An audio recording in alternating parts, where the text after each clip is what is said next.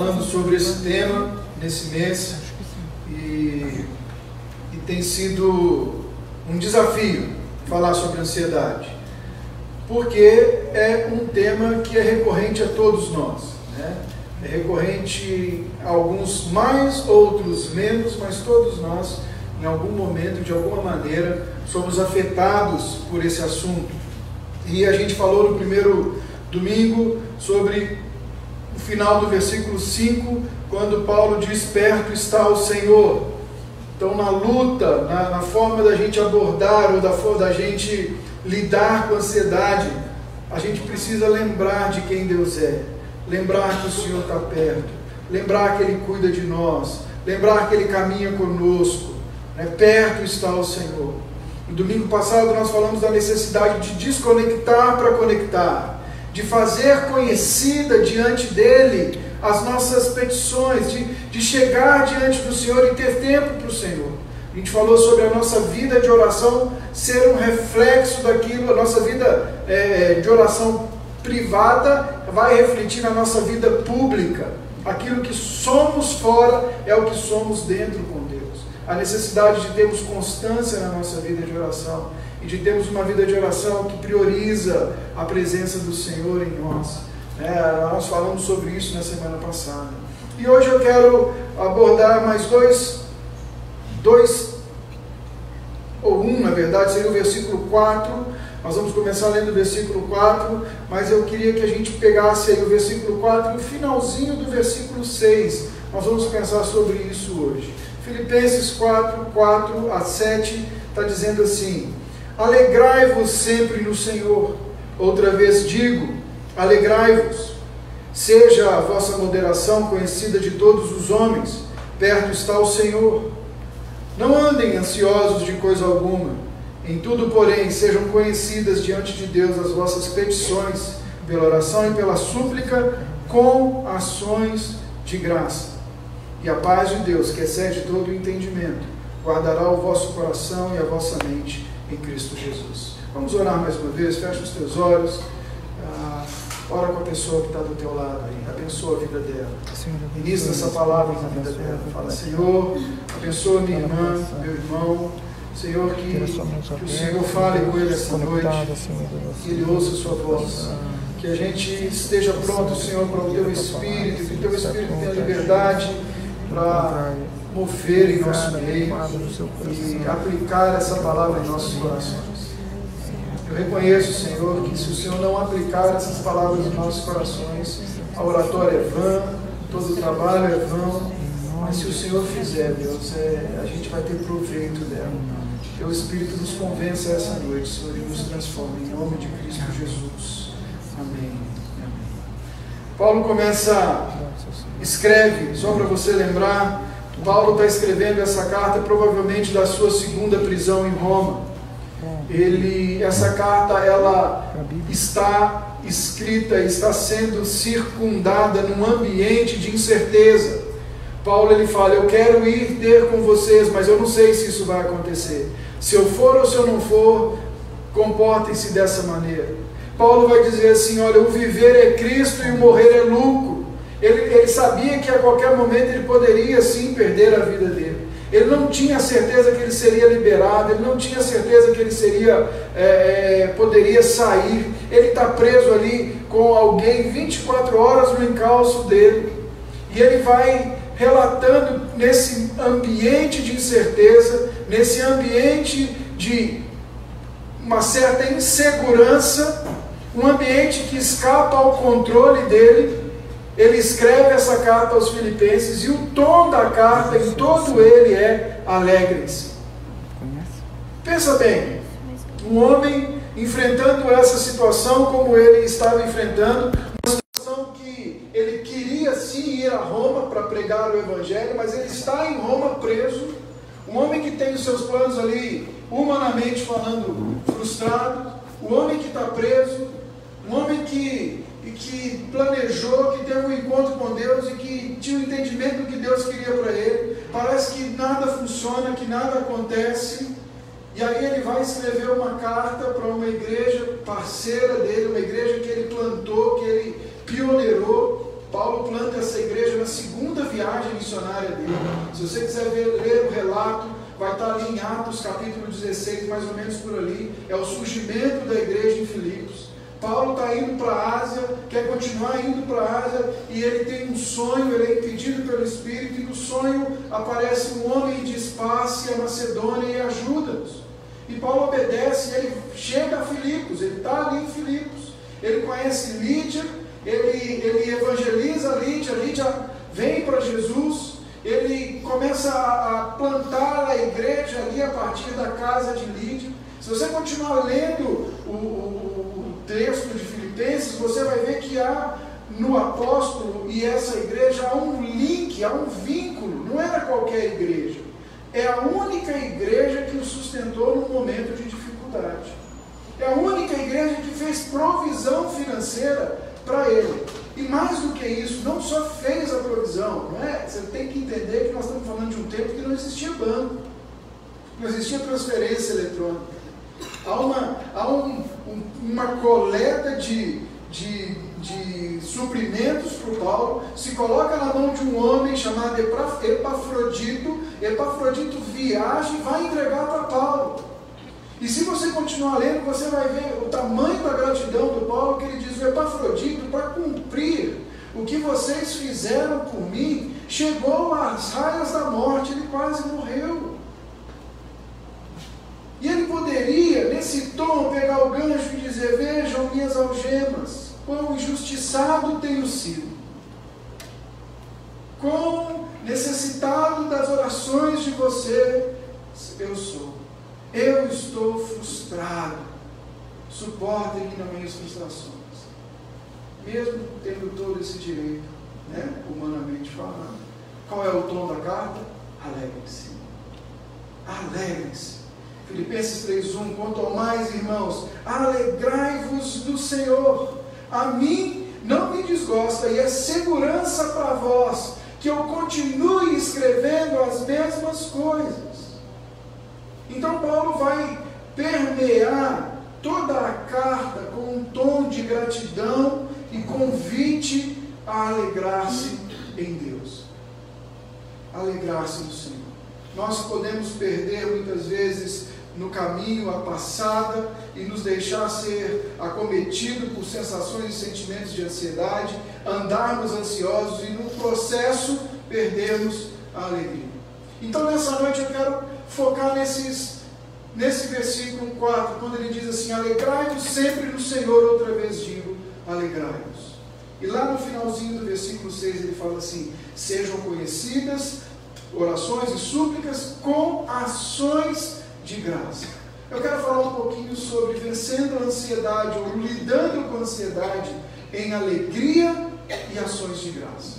Então nós vamos dar uma passada pelo Antigo Testamento e ver uma história onde as coisas saíram do controle e trouxe frustração, mas depois Deus traz de volta os ensinamentos, e vamos depois voltar aqui para Filipenses para a gente encerrar entendendo o que Deus espera de nós, ou o que é uma alegria bíblica e como que ela se desenvolve em nós. Então é isso que a gente vai tentar fazer hoje à noite. Amém? Então a gente precisa entender isso. Paulo perdeu suas expectativas. Eu me lembro, enquanto eu fazia essa mensagem, eu me lembrei de uma vez muito interessante. Era a segunda vez que eu ia para fora do Brasil, era a segunda vez que eu ia fazer um treinamento. Nessa vez eu ia fazer um treinamento, e dessa vez eu ia sozinho. Eu não tinha intérprete, quer dizer, nunca tive intérprete, tinha sempre alguém que falava inglês e quebrava meu galho, né? Então eu falava o meu inglês quebrado, a pessoa ali dava aquela corrigida, e às vezes me comunicava melhor para me ajudar a pegar o sentido da coisa. Mas já tinha um ano que eu falava inglês, que eu tinha aula de inglês. Então, para o meu inglês, eu estava the book is on the table. Mas the table mesmo, assim, sabe? Essa frase eu falava até com sotaque. Você podia pedir o sotaque que fosse, que eu falava o sotaque. Mas eu, na minha cabeça, construí uma ideia de que eu falava inglês. Porque eu conseguia, porque todo mundo que acha que fala inglês fala assim: mas eu consigo entender o que ele fala. O problema é esse, é que a gente entende o que a pessoa fala, mas ela fala muito rápido, você ficou ainda tentando entender o que ela fala, e aí você já não entende mais nada, você deduz e está valendo. E vamos que vamos. É assim que funciona. E lá vai eu, pego um voo, fui para lá, cheguei, estávamos na Baixa Califórnia, a gente ia para o México, a gente ia ter um treinamento no México, ia fazer um trabalho no México por cerca de um mês. Estou eu lá, parado, 2007, 2008, uma moça encosta do meu lado e ela tinha um cabelo assim bem encaracolado e ela desanda a falar comigo, do meu lado. E aí eu comecei a responder, né? Falei, ela, hi, how are you? Fine, thanks, and you? Gastando inglês. E aí ela começou a me olhar estranho, e ia pro lado, eu falei, a menina está falando comigo e está andando para longe, eu fui indo pro lado dela também, né? Ela falando e eu indo pro lado dela. E daí eu vi que ela foi ficando meio assustada, né?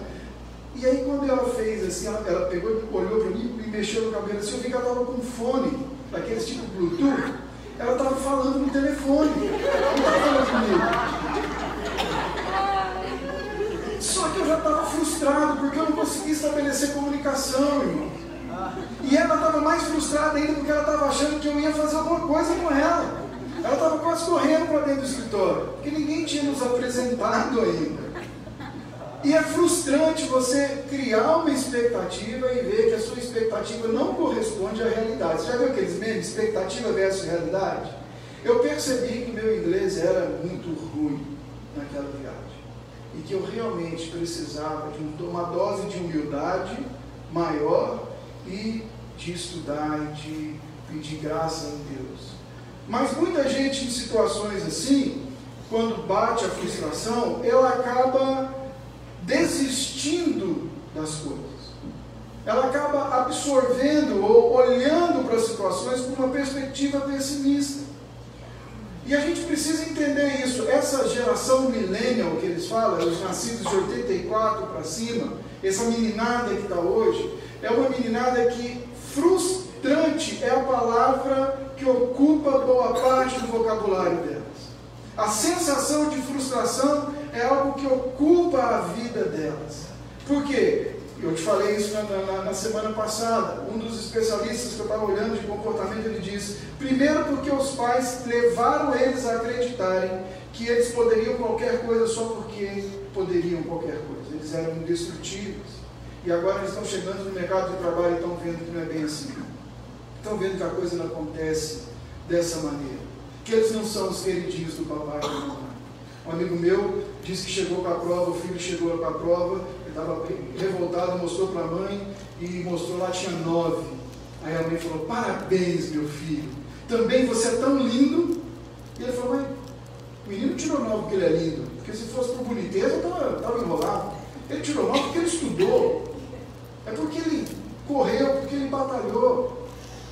E aí ele estava dizendo dessa coisa, que a mãe lê a prova e não gostei do que a professora fez, ela vai lá e reclama com o professor por que deu aquela nota, porque o filho dela merecia mais, porque o filho dela é lindo. Só que aí ele chega na vida real e se depara com a vida real. Esse menino vai casar e se depara com uma esposa que vai dizer não para ele, que nunca ouviu não em casa. E essa esposa vai se deparar com um marido que vai dizer não para ele, e ela também nunca ouviu não em casa. Aí nós temos 2 jarrinhas de cristal que se casaram e que em pouco tempo se quebram, porque não sabem lidar muitas vezes com as frustrações. Não estou dizendo que outras gerações sabiam também. Talvez as outras gerações eram mais brutas, né? Tiveram que aprender de outra forma, e não quer dizer que aprenderam, talvez se colocaram num lugar ali de conforto, mas não quer dizer que também aprendemos. Mas uma das coisas que a gente precisa aprender a lidar com a ansiedade é lidar com a frustração, é lidar com aquilo que sai do controle, é aquilo que tem um potencial grande de tirar de nós a alegria, de tirar de nós o contentamento, de tirar de nós o regozijo, de tirar de nós uma perspectiva correta da situação que a gente enfrenta. A gente começa a olhar para a situação baseado na perspectiva da frustração e não exatamente do que está à nossa frente, do que está diante de nós. Então a gente precisa entender isso. Quando Paulo está escrevendo, ele não está dizendo assim, se tiver tudo bem, se alegre. Paulo não está escrevendo assim, que tal se alegrarem no Senhor? Paulo está usando aqui o imperativo, é uma ordem, não é uma opção. Ele diz, alegrai-vos. E como aquela mãe que quer ter certeza se o filho entendeu, ela repete a mesma, a minha repetiu umas 5 vezes, mas ela repete a mesma coisa de novo. Ela diz, digo mais, alegrai-vos sempre, regozijai-vos. Não é uma escolha. Alegria para o crente é um mandamento, é uma ordenança. Olha o que o pastor Hernandes Dias Lopes ele coloca assim: em primeiro lugar, a alegria é uma ordenança e não uma opção. Ser alegre é um mandamento e não uma recomendação. Deixar de ser alegre é uma desobediência, é uma expressa ordem de Deus. O Evangelho trouxe alegria, o reino de Deus é alegria, o fruto do Espírito é alegria, e a ordem de Deus é alegrai-vos. É uma ordem de Deus, é um imperativo, alegrai-vos, alegrai-vos. João MacArthur, ele continua nessa mesma pegada que o Hernandes Dias, ele coloca assim: esta repetição de Paulo pressupõe a realidade que não é fácil ser alegre.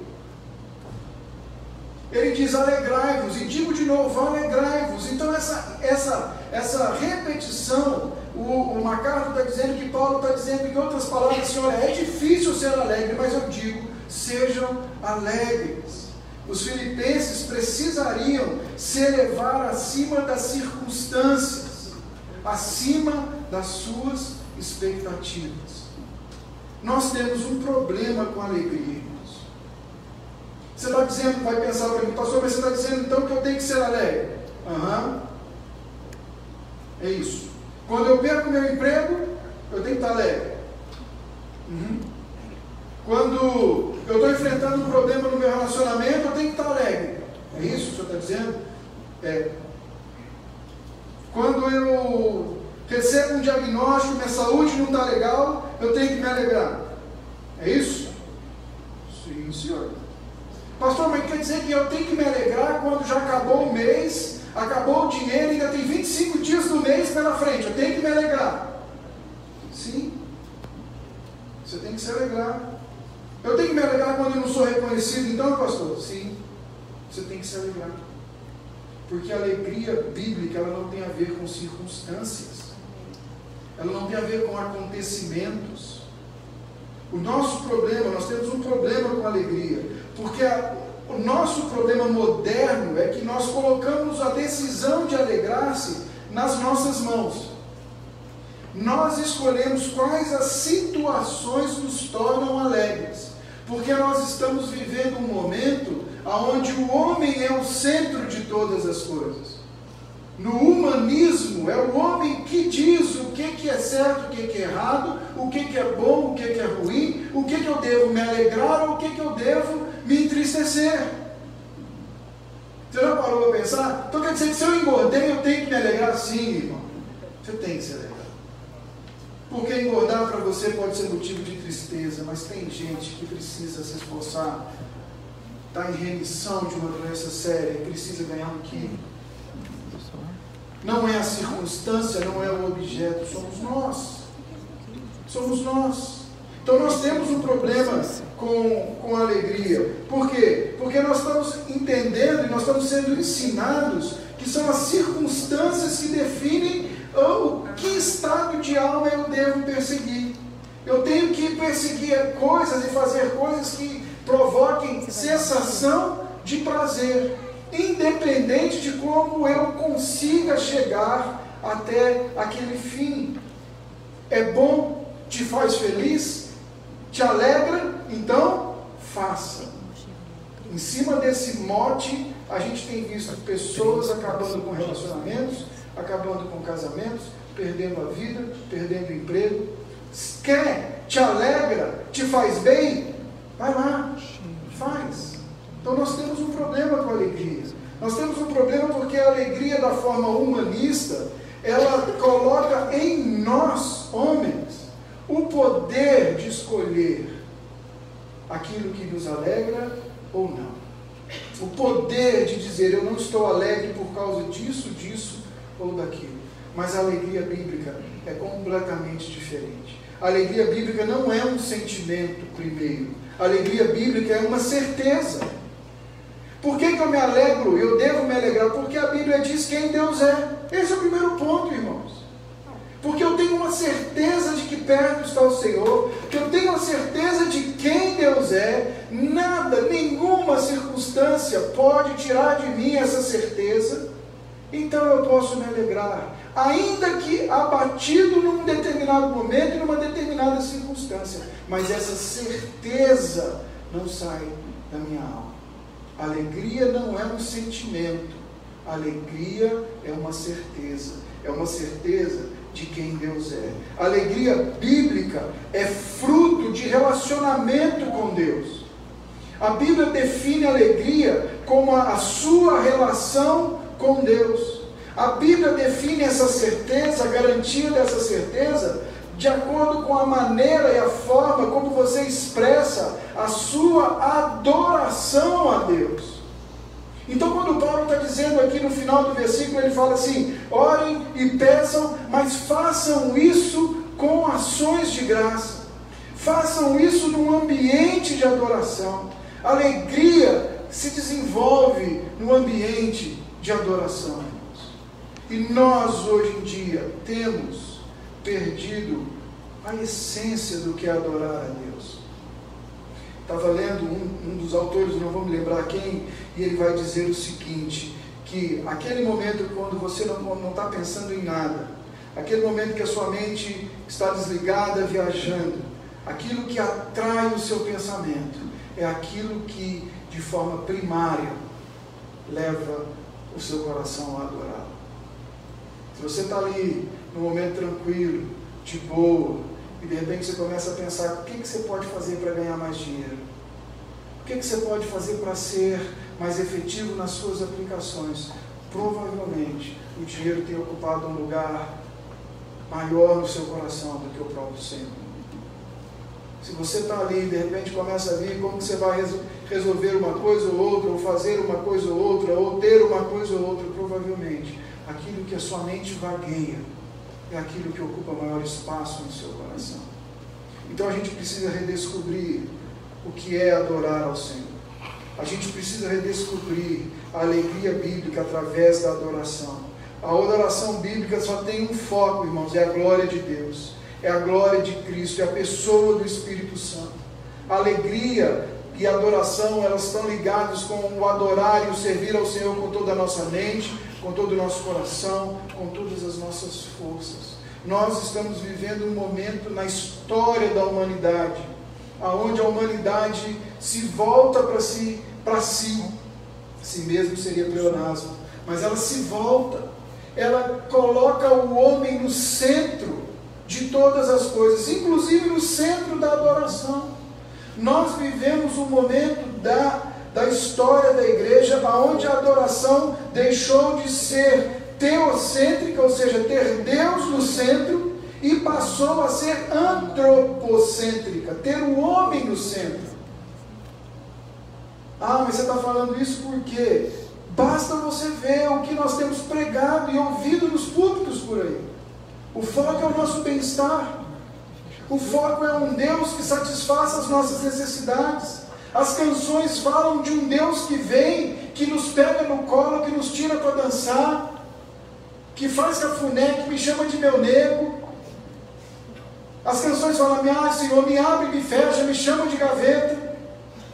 São melosas, cheias de adoração a nós, cheias da nossa causa, daquilo que nós queremos, daquilo que nós esperamos que Deus faça. Nós estamos lendo matérias, vendo igrejas sendo estabelecidas através de, irmãos, pasmem, é verdade, estratégias de marketing, pesquisas comportamentais. Que tipo de cadeira nessa região as pessoas gostam mais de sentar? Que tipo de liturgia o pastor deveria fazer para que as pessoas então estivessem na igreja? O homem é o centro. Que tipo de coisa a gente prega? Quando você pega um evangelho que diz que você determina, que você faz todas as coisas, que todas as coisas estão no seu poder, você está tirando Deus da equação. Deus agora é alguém que vai cumprir as tuas ordens. E eu não estou dizendo só da adoração, vocês estão entendendo? Eu estou dizendo de um evangelho de prosperidade mal pregado no púlpito. Um evangelho triunfalista. Sexta-feira eu falei para uns meninos lá na Assembleia de Deus, na sexta universitária, eu disse exatamente isso para eles. Ser portador das novas desse evangelho hoje é fácil. Sabe por quê? Porque eu chego para você e falo assim, irmão, você vai ser curado. Aí a irmã vem daqui a pouco e fala, pastor, eu não fui curado porque você não tem fé. O problema está em você. Pastor, eu estou deprimido, eu estou triste, porque você não tem fé. O problema está em você.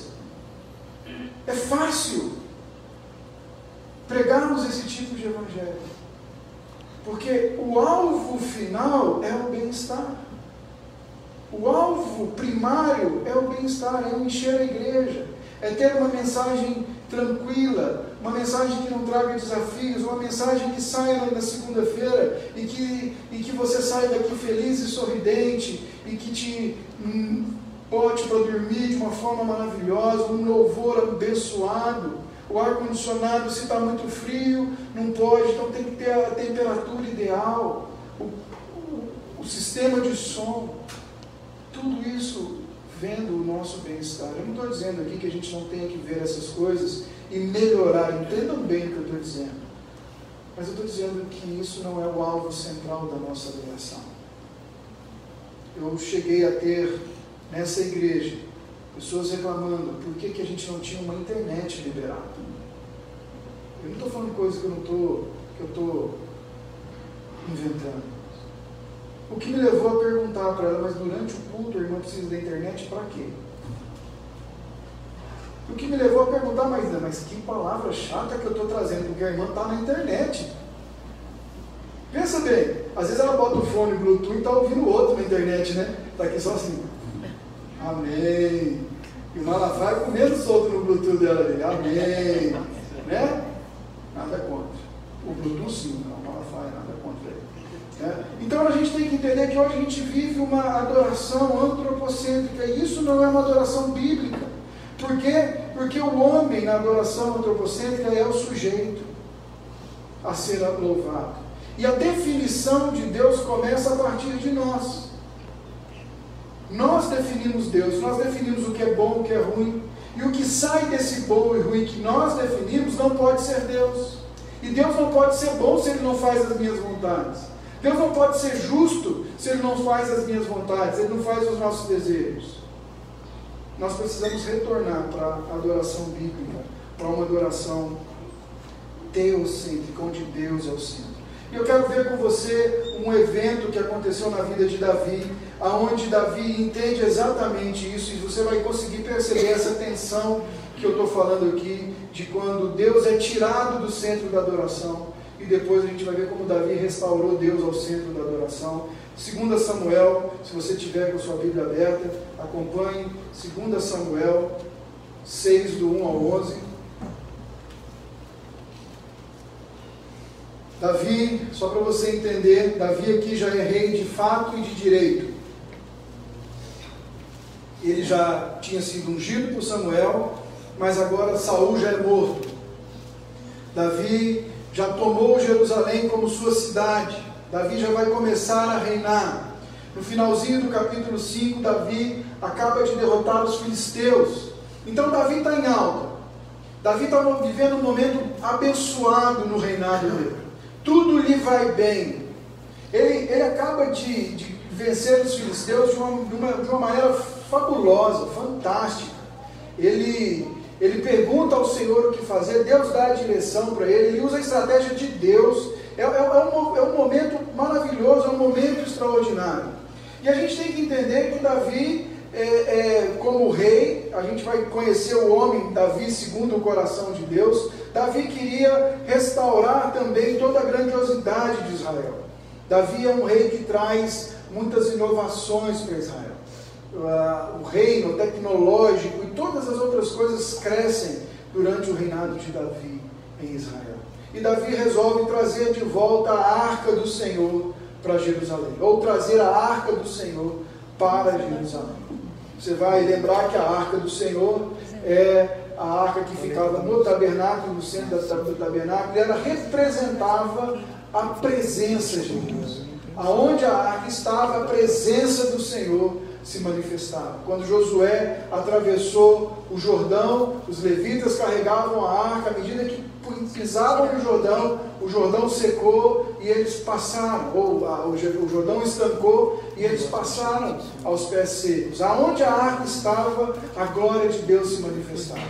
Se você lembrar da história, quando os filisteus, numa investida contra Saul, eles roubam a arca da aliança e eles levam para a terra deles, e lá Deus os pune, porque eles não eram um povo para ter a arca da aliança com eles.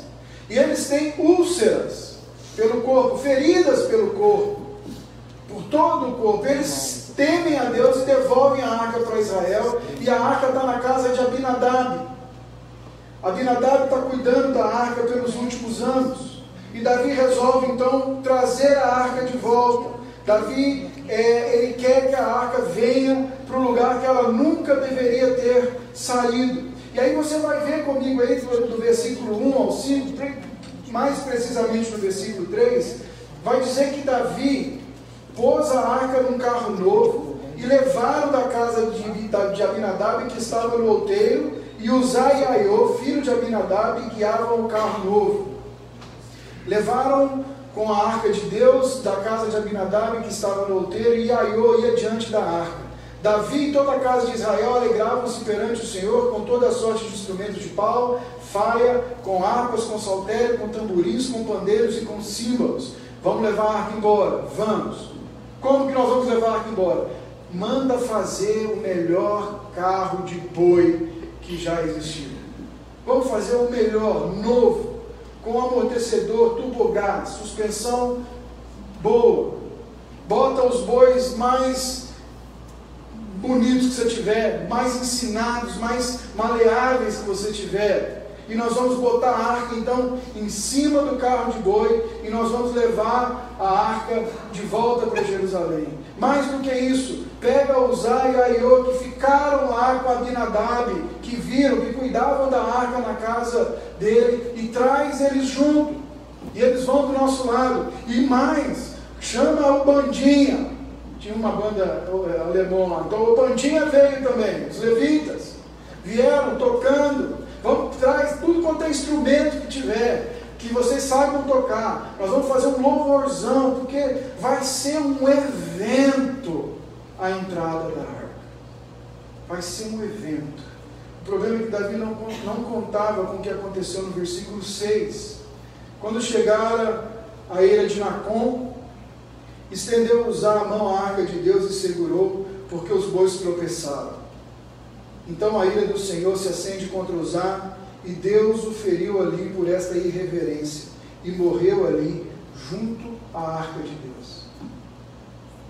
Festa, tudo acontecendo, o carrinho de boi indo, tudo de boa, Davi lá no meio do povo, em adoração, em louvor, fazendo aquela festa. De repente, numa planície, os bois dão uma fraquejada, a roda passa talvez numa pedra maior, balança, a arca vai cair, e o Uzá, muito bem intencionado, faz o quê? Bota a mão nela, segura. Que mal tem? Só que o texto vai dizer para a gente aqui que ele toca nela e cai fulminado, morto. Ele perde a vida. O que era uma carreata de festa se transforma num cortejo fúnebre, irmãos. O que era para ser alegria se transforma num cortejo fúnebre. E olha o que o versículo 8 vai dizer para a gente: desgostou-se Davi.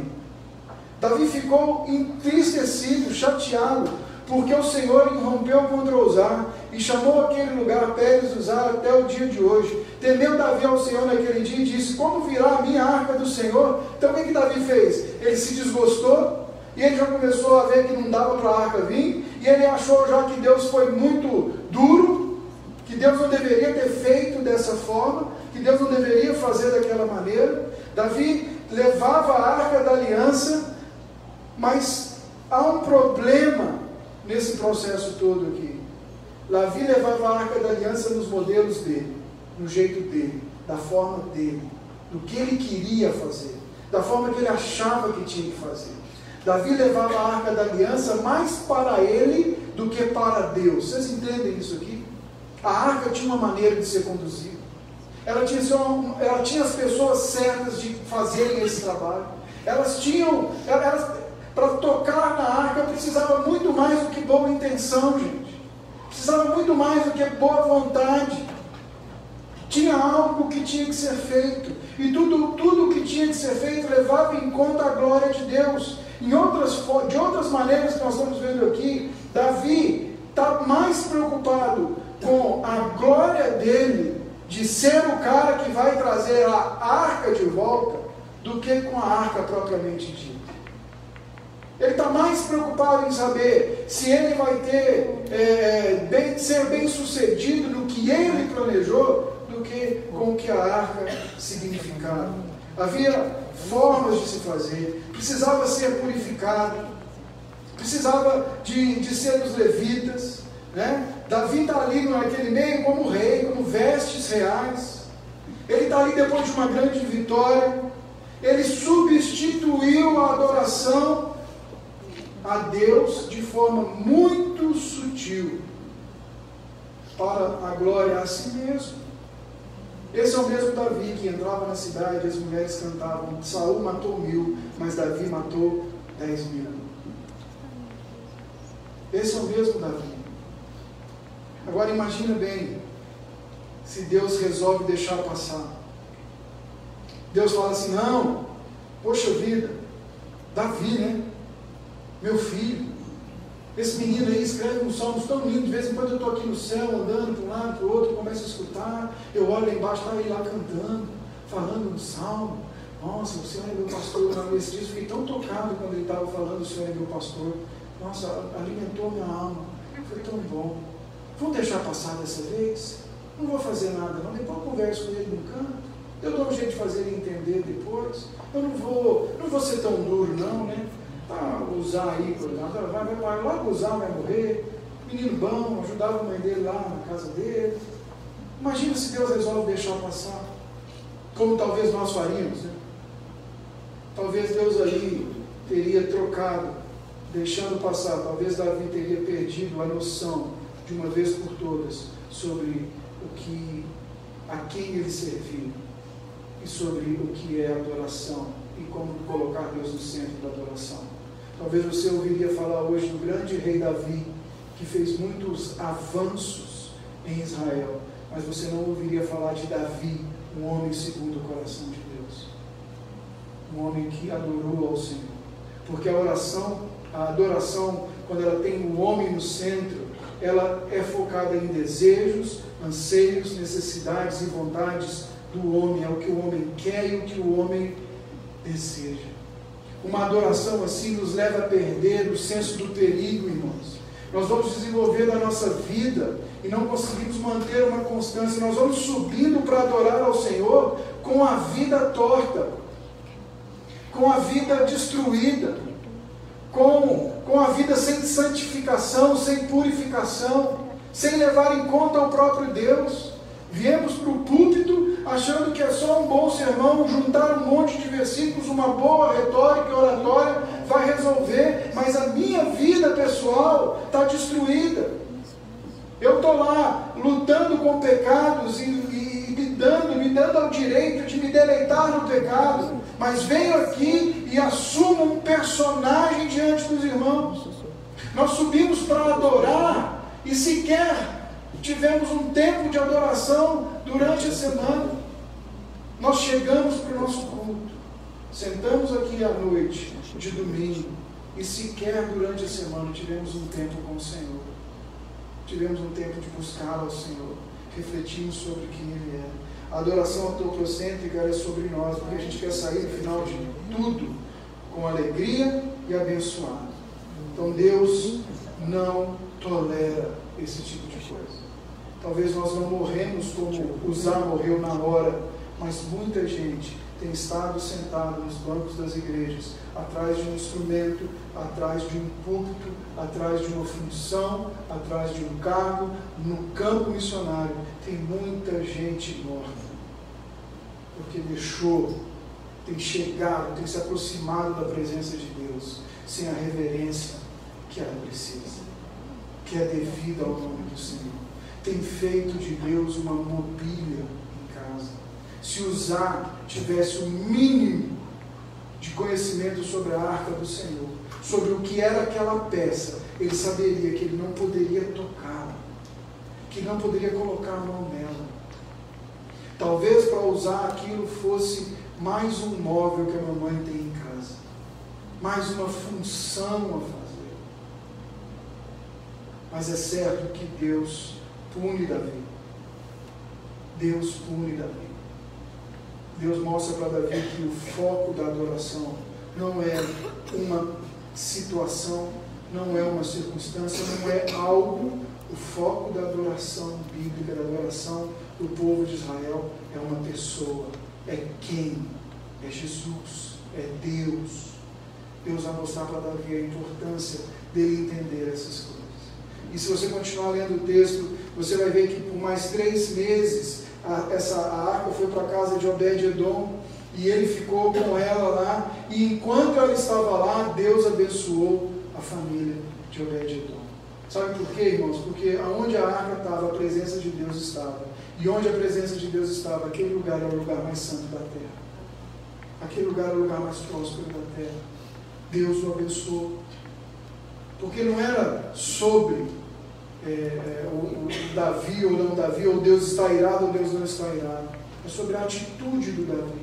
Ele estava muito bem intencionado, ele estava com muita boa vontade, ele fez todos os planos, mas não fez da forma que tinha que ser feito.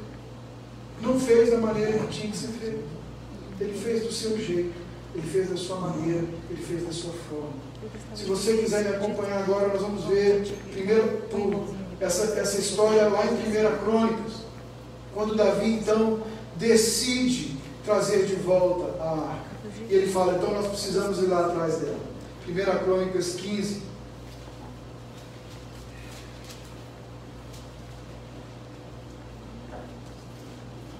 Eu vou ler para você o versículo 2 e depois eu vou ler o versículo 13. O versículo 2 vai dizer assim: então disse Davi, ninguém pode levar a arca de Deus, senão os levitas, porque o Senhor os elegeu para levar a arca de Deus e o servirem para sempre. E o versículo 3, pois visto que não a levastes na primeira vez, falando para os levitas, o Senhor nosso Deus irrompeu contra nós, porque então não o buscamos, segundo nos foram ordenados. Davi prepara o lugar para a arca, Davi reconhece o erro, Davi começa a fazer as coisas da maneira que ele deveria fazer. Versículo 14 vai dizer que os levitas santificaram-se, pois os sacerdotes levitas para fazerem subir a arca do Senhor, o Deus de Israel. E os filhos dos levitas trouxeram a arca aos ombros pelas varas que nela estava, como Moisés lhe tinha ordenado, segundo a palavra do Senhor. Então ele prepara o lugar, ele reconhece o erro, ele busca o Senhor, ele vai ver como tinha que ser feito, ele fala para aqueles que iriam tocar na arca, vocês precisam se santificar, porque o nosso Deus é santo. Irmãos, a vida do adorador importa. Não é só falar que a coisa vai acontecer, a sua vida importa. Nesse tempo que a gente vive hoje de graça barata, a gente precisa entender que a gente precisa andar em santidade diante de Deus.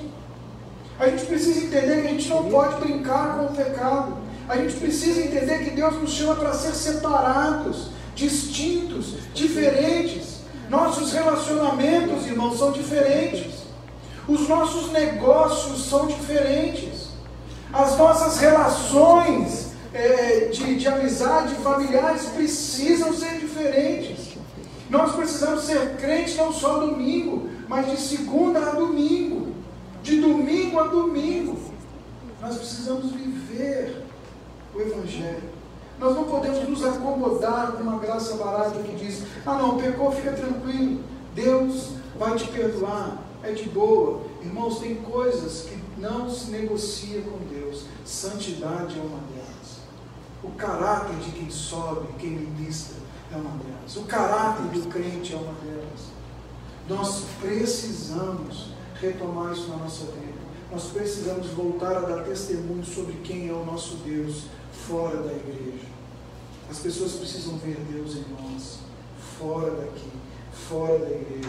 Ele fala: olha, Moisés ordenou segundo a palavra do Senhor.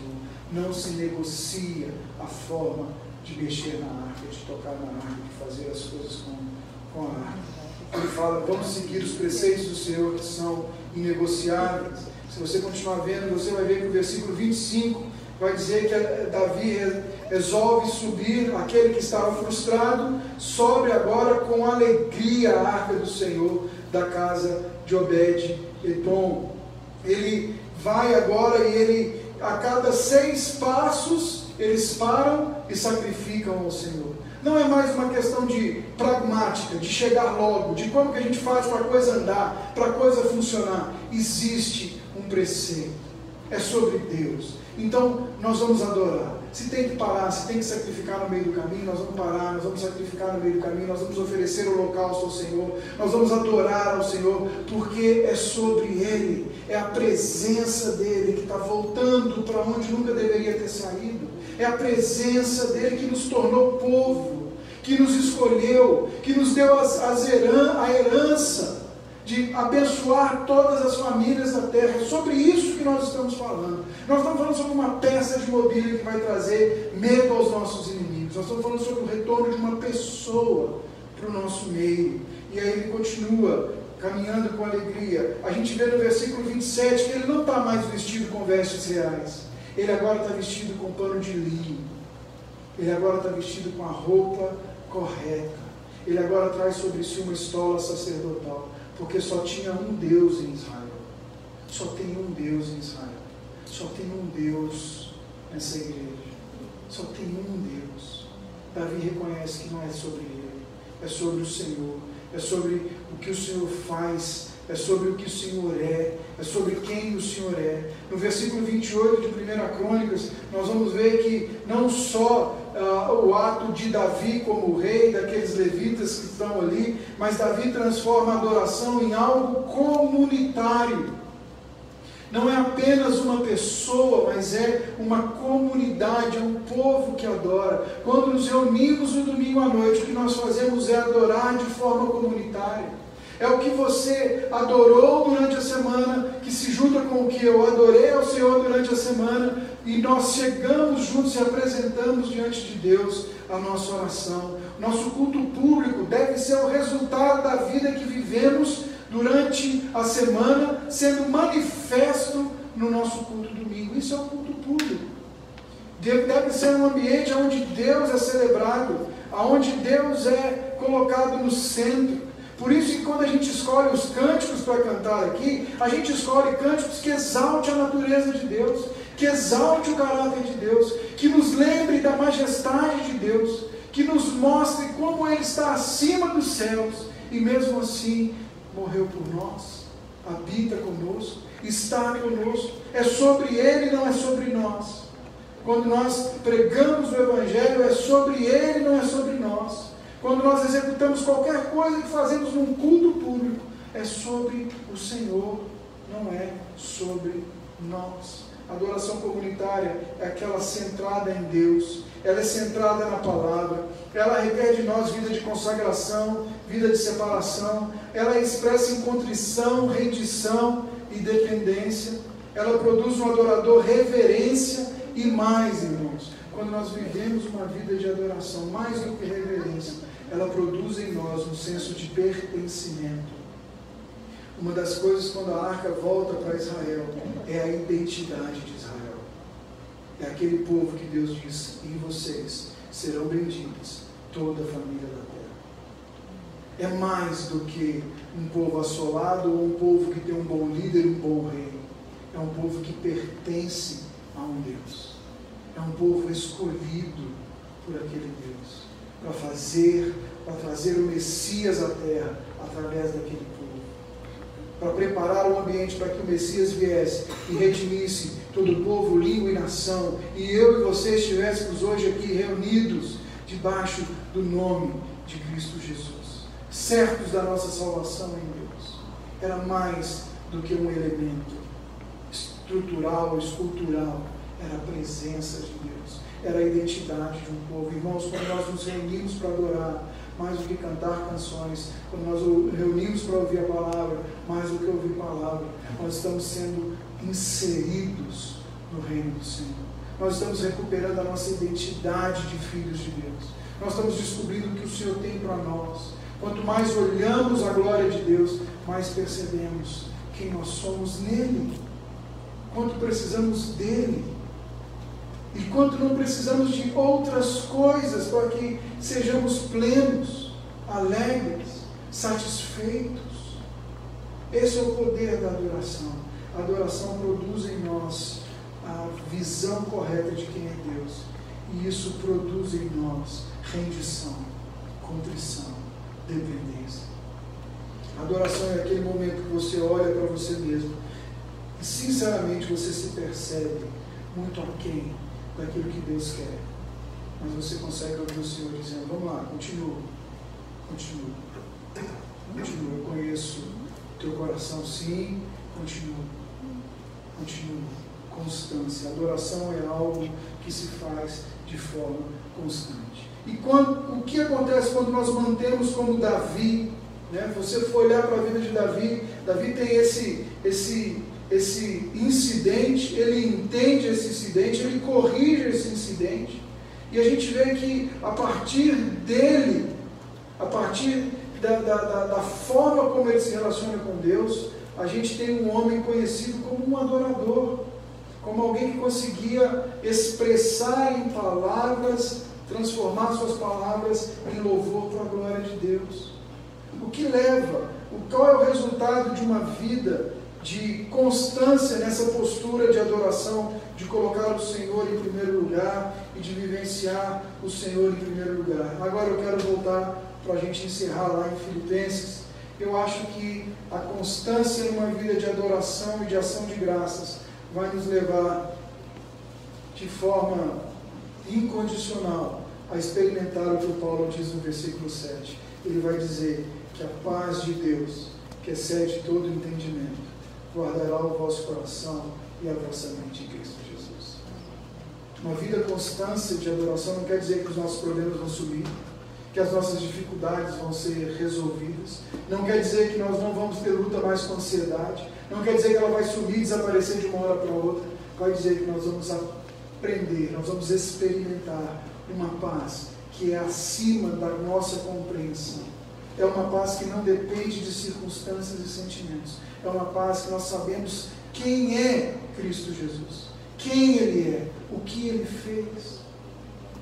Isso a gente vai conseguindo e adquirindo numa vida de constância, não numa vida de altos e baixos, de momentos e agora eu estou bem, eu vou no culto, hoje eu vou adorar, hoje eu não estou bem, a semana não foi, eu não vou.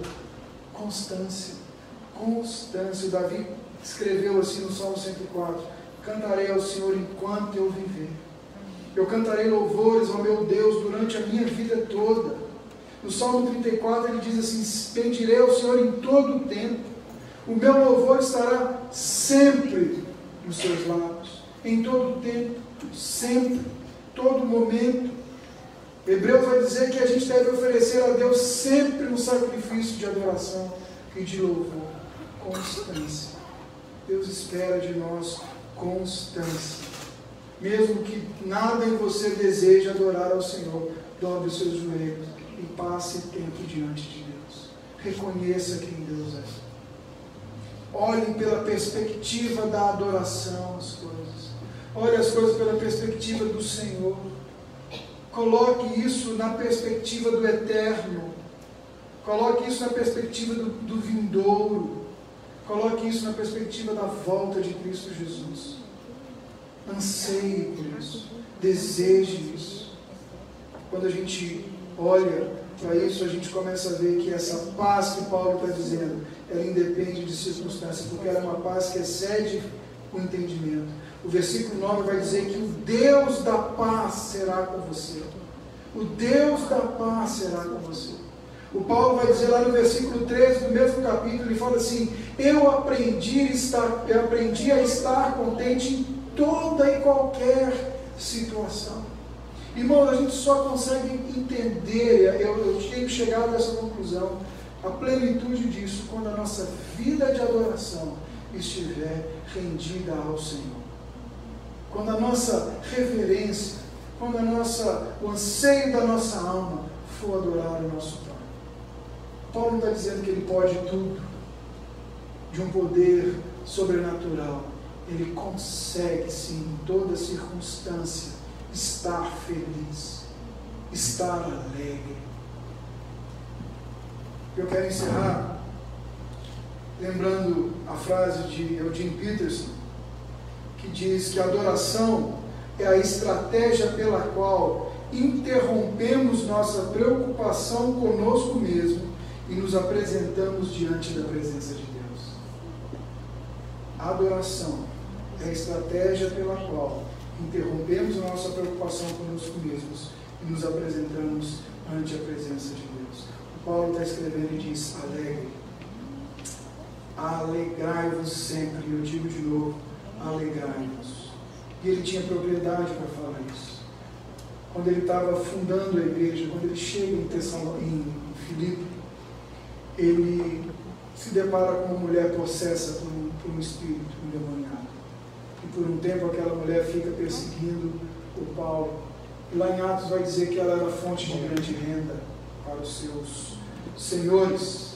E Paulo repreende aquele espírito, liberta aquela mulher. E o fato dele ter feito isso e ter feito os seus amigos, os amigos daquela mulher, os donos daquela mulher ali, perderem lucro, ele é então preso. Preso sobre a acusação de estar corrompendo e criando problemas ali naquela sociedade. Não perguntam nada, não perguntam de onde eles são, está ele e Silas, não perguntam de onde eles são, não perguntam quem eles são, não perguntam o que fizeram, eles já chegam de voadora, já chegam batendo. Varada, açoites, eles apanham, pegam um carcereiro e diz: coloque eles e deixe eles bem trancados. Veja bem, de forma injusta, aqueles homens eles eram romanos, eles não poderiam estar lá. Na sequência do texto a gente vai vendo isso. Eles vão então para o pátio inferior da prisão, e eles estão amarrados num tronco. Agora eu quero que você tente imaginar essa cena. Você está preso injustamente, se apanhou injustamente, você tomou tapa para todo lado, você está ali talvez com um trapo de roupa ao seu redor, você sabe que você não poderia estar ali, você está doido para recorrer a alguém, você está com o seu coração inflamado, talvez de indignação e raiva. Mas o que a Bíblia fala desses dois homens é que no meio da noite, eu imagino o diálogo assim, no meio da noite, eu acho que se escuta assim na cadeia: ô, Silas, você está acordado? O Silas fala: tô. Está doendo também? Rapaz, minhas costas estão ardendo. Silas, você percebeu uma coisa? O Senhor está no trono. Cristo Jesus reina. Aleluia. Ele continua reinando, Silas. Você lembra que ele falou? Nós ouvimos que nós seríamos felizes quando nos perseguissem por amor dele. Silas, o que mais nós podemos fazer aqui? Bora cantar. E aí o texto vai dizer que eles começam a louvar ao Senhor no meio de toda essa injustiça, de toda essa condição de não louvar e de não alegrar. A adoração é a estratégia pela qual a gente interrompe a nossa preocupação com nós mesmos e nos apresentamos ante a presença de Deus. E a história diz ali que vem um grande terremoto, as cadeias se abrem, as correntes se abrem, e eu creio que a presença de Deus é tamanha naquele lugar que ninguém se mexe. Ninguém se mexe. Talvez seja um daqueles momentos que você pode tocar na presença do Senhor. Você pode estar ali na presença do Senhor. Paulo e Silas experimentam isso. Irmãos, eu sei que muita coisa que sai do nosso controle pode ser situações que nos levam a ter ansiedade, a viver a ansiedade. Mas nós podemos combater a ansiedade com adoração. Quando você estiver na mesma circunstância de um cárcere como esse que nós vimos, lembre-se que o Senhor continua no seu santo monte. O Senhor continua à destra de Deus. Ele venceu. Ele foi à cruz, Ele morreu por mim e por você. Ele nos salvou, Ele nos deu vida eterna. A palavra diz que os nossos escritos de dívida agora lá estão pendurados, gravados na cruz. E quando nós olhamos hoje para essa mesa que está à nossa frente, nós só podemos nos aproximar dela hoje com a reverência que ela exige de nós, porque Cristo Jesus fez isso lá atrás. Ele disse, eu ansiava comer com vocês, meus discípulos, essa última Páscoa. Ele institui um significado diferente. E todas as vezes hoje que nós paramos diante dessa mesa, nós lembramos de que nada nem ninguém vai nos tirar da mão de Cristo Jesus. E se isso não é motivo para você se alegrar, irmão, eu não sei o que é. Saber de que nada nem ninguém te tira da mão do seu Salvador. Se isso não é motivo para você descansar o seu coração, não vai ser uma promoção no emprego, não vai ser a saúde em dia, não vai ser mais dinheiro na conta, não vai ser, porque tudo isso é passageiro. Só quando você conseguir olhar para o Senhor e entender que Ele continua imutável, Ele não muda, e Ele cuida de cada um de nós, você vai entender e vai conseguir descansar o seu coração.